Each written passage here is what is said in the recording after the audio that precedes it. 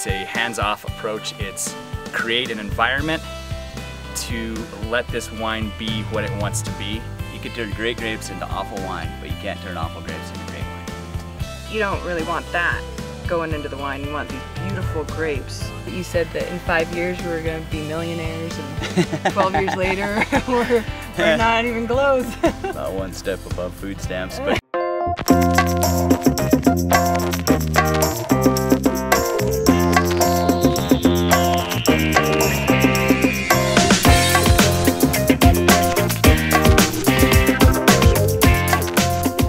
off our series in North America's oldest wine region, New Mexico. Today we're here at Vivac Winery's Fire Estate Vineyard. It's located at 6,000 feet in Dixon, New Mexico, making it one of the highest altitude wineries in the world. This winery is particularly special to me because my family started it 12 years ago.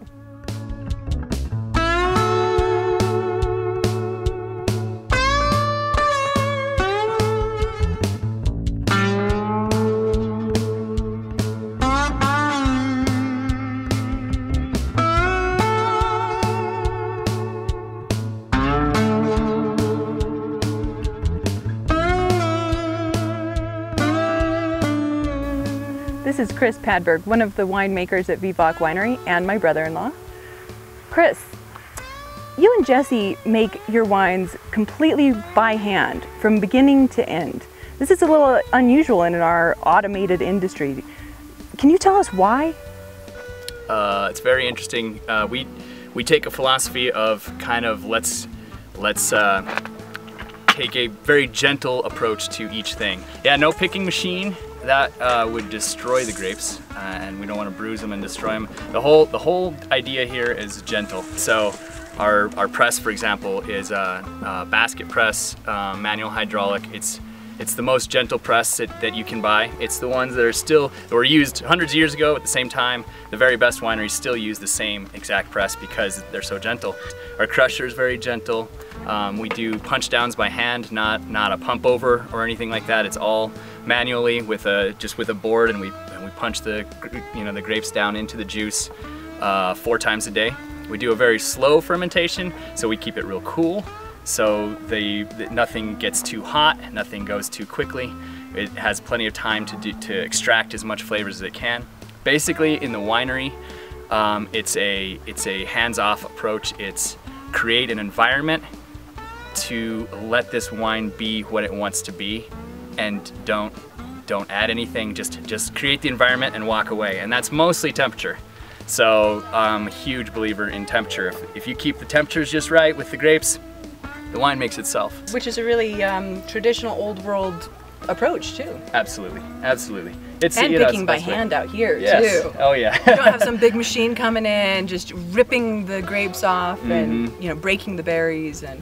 Breaking the berries, you start getting too much exposure to oxygen early on. You start, it'll start letting VA set in and all kinds of unneeded problems actually. You know, if you just pick them by hand, you got off to a good start. And if you can look in and see these grapes, I mean, they look just gorgeous. They do, you know, and it's not going to be a bumper crop this year, but the grapes that we're getting are really amazing. The wines that are coming out this year are very different and very interesting. They're going to be very fruit forward. We'll be able to throw these these grapes in oak barrels for 3 years, I bet, and they'll probably be dynamite. You know, with great grapes, then you can age for longer and just get such an incredible product. You know, New Mexico has a problem because we don't have as long of a hang time as California, say, or France.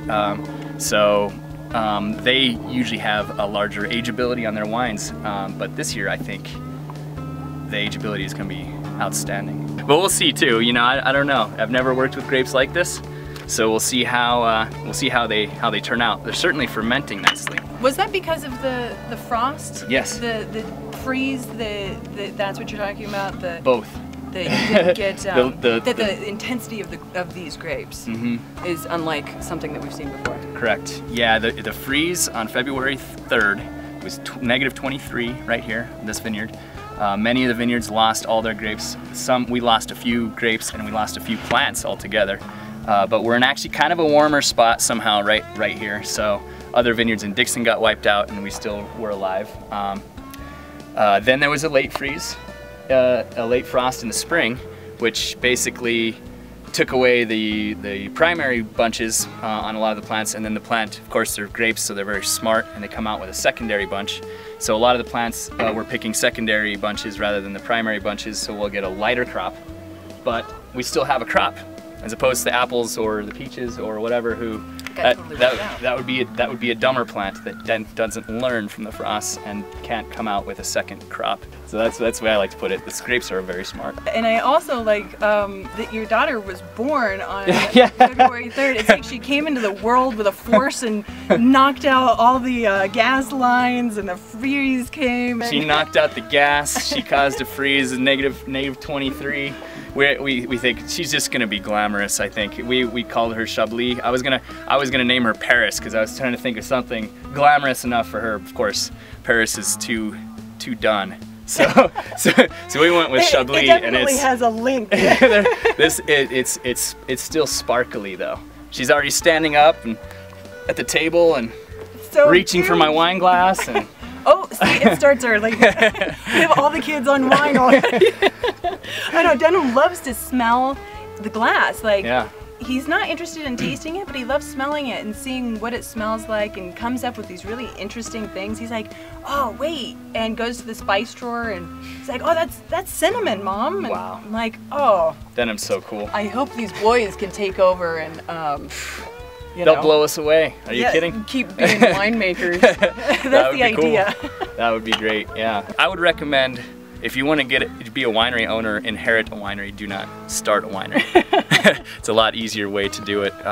Inherit one, if at all possible. But starting one is also fun, you know. It's growing every year, and everybody seems to be loving the wines. Our winemaking philosophy is outstanding, and the wines are you know, top class, very high quality, very wonderful. I'm very pleased with the wines. We've been getting amazing awards and recognition nationally.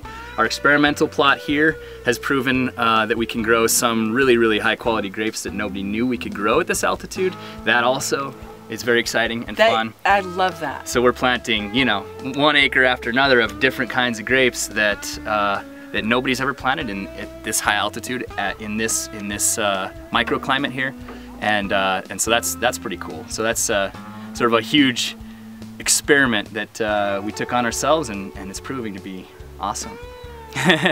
Really enjoying it. It doesn't matter. I've tasted wines made from grapes that are grown in the north or the south or, you know, Albuquerque area, and they all have that same underlying chili and adobe terroir to it. So it's pretty awesome. It's cool.